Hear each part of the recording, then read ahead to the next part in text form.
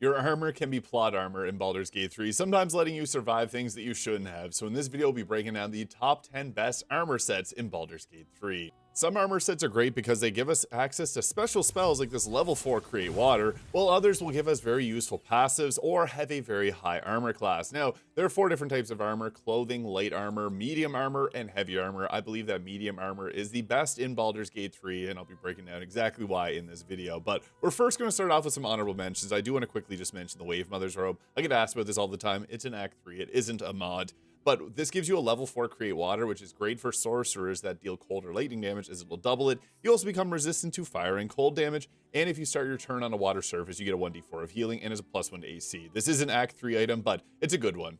I also want to mention an extremely overpowered light armor, the Shade Clinger armor. Buy this every time that you get to the last light in, because when you equip it on yourself, you're going to have this cool appearance, one, but you get the bonus Clinging Shadows here, which lasts until long rest, giving you advantage on saving throws when you're obscured. The best part is we can then go equip our old armor and everybody can get this benefit. This is actually crazy because advantage on saving throws is very useful, and you can actually obscure your team pretty easily, so very synergetic. Another honorable mention is the Bone Spike Garb here, which is great for Berserker, or any Barbarian in general, because it gives you extra health points when you rage, and it'll reduce all of the damage that you take by 2, and then whenever you get hit with a melee attack, it deals your Constitution modifier as piercing damage. So that can be pretty nice, especially if you pair it with one of the other armors we'll be covering. I also want to quickly mention the Elegant Studded Leather, as this is a late Act 3 item, but it's actually a really good one. Advantage on stealth checks, +2 to initiative, and you get the shield spell for a +5 to AC on reaction. Other 2 good ones that I want to quickly mention as well is the Yuan-Ti Scale Mail, adding your full dexterity modifier and a +1 to initiative, and you can get this in Act 2, as well as in Act 3. Once you get there, you got the Unwanted Masterwork Scale Mail, adding your full dexterity with a 16 armor class and resistance to fire damage. I'll just briefly mention the Reaper's Embrace, because everyone ends up using this at one point, but it's good if you got someone like Globe of Invulnerability, because you can activate the Reaper's Rigidity, and you can't be shoved or moved around. Now, our first item is kind of split between 2 of them here, because Act 1 has a lot of really good items, but there's a few that actually make a massive benefit, and they'll be on this list a little bit later on. But 2 that I tied for 10th place here is the Potent Robe, which adds your full Charisma modifier to your cantrips, great for Eldritch Blast, and the Well-Liked and Well-Fortified, which gives you your temporary health points equal to your Charisma modifier every turn, and a +1 to AC.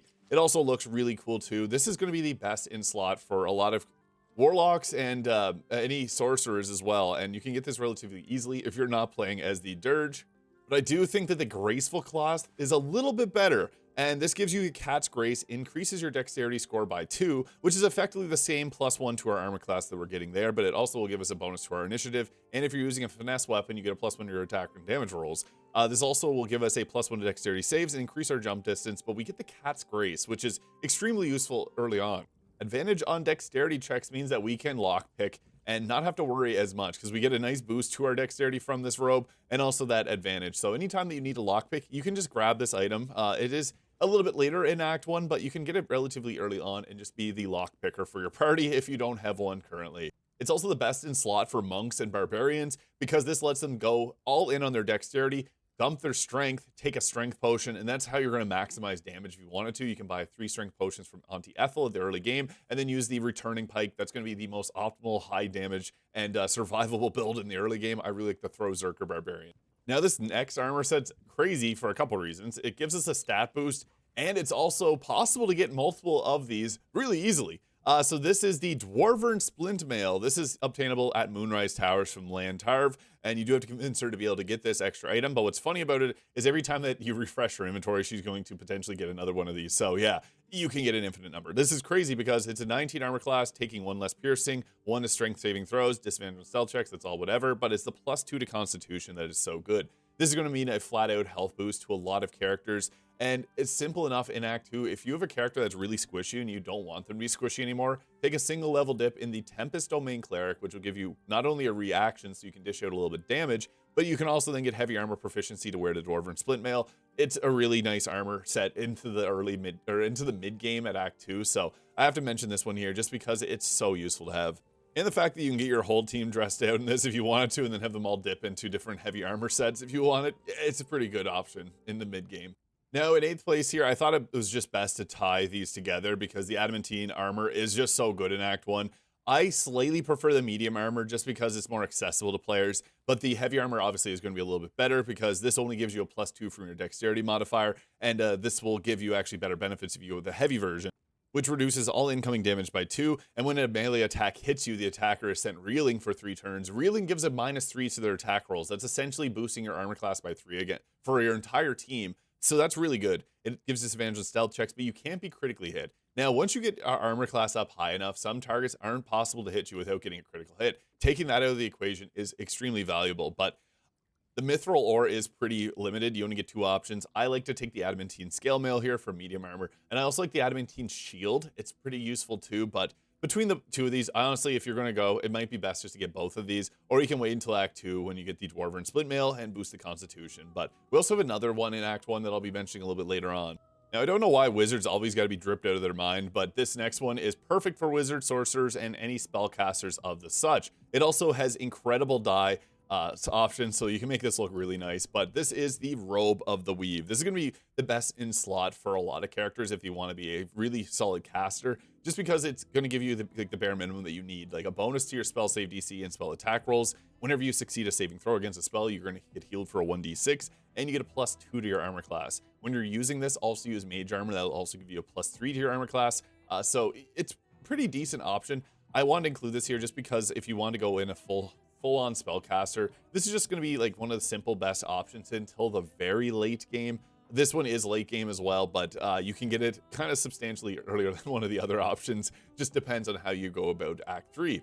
I was considering putting this below the adamantine scale mail, but I do think that this does bring a nice benefit. Anything that can boost up your spell save DC, especially going into Act 3, can be kind of crazy because some of the spells actually will not have a chance of failure against certain enemies. So yeah, every little bit counts when we get up to the like metagaming, I guess. I think this is pretty strong, but adamantine I could put above this. And you'll get the Robe of the Weave at Ramazis Tower. And what's funny is we actually get something I consider to be a little bit better at the same tower, but much easier with the Vest of Soul Rejuvenation. This also will give you healing whenever you succeed a saving throw against a spell, although it's only a 1d4. That's fine. The +2 to armor cast is good too. I actually was considering not including clothing as it's not technically armor, but it boosts your armor class. So the greater Kashigo counter is the big point on this though. But if you're a monk, this is your best in slot. If you're a tavern brawler barbarian, this is probably also your best in slot because you get a free unarmed attack at any attacker that misses. Anytime you can weaponize your reaction in Baldur's Gate 3, it's extremely powerful. This makes this really good because you're going to be dealing more damage as a monk who's already extremely high damage. So obviously best in slot for a monk because it's going to boost armor class as well as give you that weaponized attack. But it's also good for barbarians or anyone that's going to be taking Tavern Brawler. You could even hypothetically, if you wanted to, run an Eldritch Knight with this and Mage Armor if you wanted to. But I think this is the best in slot for a monk and a barbarian. And if you want to have the highest damage build for single targets, this is honestly going to be a part of it. Monks are crazy for single target damage. If you can punch them multiple times in a turn and then they punch you and miss, you're going to be able to punch them again. It's extremely powerful. It also has a really cool appearance here. I love how it looks. And it's a paired set. So if you were to get the Gloves of Soul Catching, which are available from the House of Hope, they actually pair together well. They also dye really well because they have this glowing effect. So there's a lot of modded dyes that actually go really well with this, but that's aside the fact. Now we're getting into our top 5. Now, this one's actually an item that we can get in Act 1, and it's one that for some builds you're never going to take off the minute you get it. This is the Luminous Armor. Now, this has a low armor class. It's a medium armor with 15 AC, but the radiating shockwave is what's so good about this. Now, this is essentially like an armor class boost for your entire team against a specific enemy. You can look at it that way, and that's why it's so good. Now, whenever you deal radiant damage, it's going to apply a 3-meter radius and do a give the enemies in that area a -2 to their attack rolls. So this is a 2-meter radius, and this is a 4-meter radius, so it's somewhat in between these two here. So yeah, it's a pretty large radius that you can hit enemies with the radiating orbs. And what's crazy about that as well is if there's multiple enemies that you're able to hit with something like Spirit Guardians, you can pop it, get the 2 on one enemy, 2 on another, pop it on the other enemy, 2 on them, 2 on another, pop it on one. You get like upwards. If there's a lot of enemies grouped together, you're going to be able to basically stack them all up with it. It also has some out of this world dye combinations. Like this is one of the coolest looking armor sets in the game, especially with some modded dyes like Favorite Colors. It's best utilized on a light domain Claire because they have so many different spells that can inflict radiating orbs in an area of effect, like Destructive Wave. Huge AoE on this one, and it does radiant damage, so you can apply it on a bunch of them. They're going to pop and blow that up. You also, again, have Spirit Guardians. You got things like Sacred Flame. I wouldn't not a very high chance of hitting it early game, but Guiding Bolt being another one with an attack roll. So yeah, you got lots of options as a cleric. This is going to be likely the best in slot. Just so good because if you get them, it can stack up to -10. -10 against a certain enemy, it's effectively like you gave your entire team a +10 to their AC, so it's pretty effective. Obviously, when they attack, they're going to be losing their stacks of radiating orbs, but if you have Spirit Guardians, it's not going to be any issue at all to keep their stacks full. It's really overpowered. It also pairs well with the Luminous Gloves. There's the Holy Lance Helm, which will give a reaction when an attacker misses. You do radiant damage at them, so then you reapply that and your gloves. There's also the rings that I like to throw on Gale with the Coruscation Ring. Whenever you do spell damage when inflicted with or illuminated, you do 2 turns of radiating orbs. And then there's also the Callous Glow Ring. Whenever you deal damage, you get an additional 2 points of radiant damage. This is crazy because those 2 points of radiant damage also will proc this. So yeah, it's busted. I wanted to put it a little bit higher, but I do think that the others that we have on this list are also really crazy. So now, there is one set of armor that will enhance your damage way more than any others on this list. I wanted to put this higher, but it's actually such a hard thing to choose between. This is the Ballast armor. This is actually rather hard to get. You do have to go to the Murder Tribunal. You can get this on a good aligned playthrough, but basically, enemies within 3 meters become vulnerable to piercing damage. We all know how large that 3-meter radius, or I kind of showed it a little bit. They are also, if they're immune to it, it will remove resistances to piercing damage, but it's a pretty powerful ability because this makes your sneak attack damage absolutely absurd. I also really like to use like something like the Risky Ring and then have an arrow of many targets and then get the advantage on your attack roll at close range with Crossbow Expert. And if you force a crit on an arrow of many targets will crit off everybody. And if they're all in close range, you can sometimes just one-shot everybody in that area. Even crazier if you have something with darkness, because then you can go and hide in it, and the darkness will give you advantage if you're able to see in it. And then you can just explode everyone in the area. The Aura of Murder is just super powerful. If you're going to play as a rogue, this is going to be the best in slot for high sneak attack damage because that's going to double most of your sneak attack damage if you're using a piercing weapon. But it's also really good on archers if you use any crossbow experts to get your, so you don't give disadvantage at close range. It also looks pretty cool too, but again, you do have to kind of be evil or use a little bit of an exploit that hasn't been patched. And actually, one thing I want to mention about patching, they did patch something with this. They actually buffed this weapon or this item in patch 8. They made the range 3 meters and it was 2 meters previously, although it was supposed to be 3. So they did just restore what it was supposed to be, but it got buffed and they didn't remove the exploit, or not really exploit to get it, but the way you can get it on a good aligned playthrough. So hey, I think it's here to stay. I don't think they're going to remove that. I also do want to mention that Orin's Dagger has an exploit weakness if you have it in your main hand. However, this weapon is better in your offhand because when it's in your offhand, when you make a melee attack, you get a retaliation attack, basically a riposte with a true strike, so you get advantage on your next attack roll, and it'll also give you a +1 to your AC in your offhand, but it also gives a critical bonus. It's good in your main hand if you don't have this armor, but this weapon is probably better in your offhand with this while you're wearing this. And the Crimson Mischief in your main hand, because when you attack with advantage, you get an extra 7 damage. That extra 7 damage will then become 14 damage. You can see how synergetic this is and why it's so good, but if this is so good, why isn't this number 1? Well, we got some other really good items here.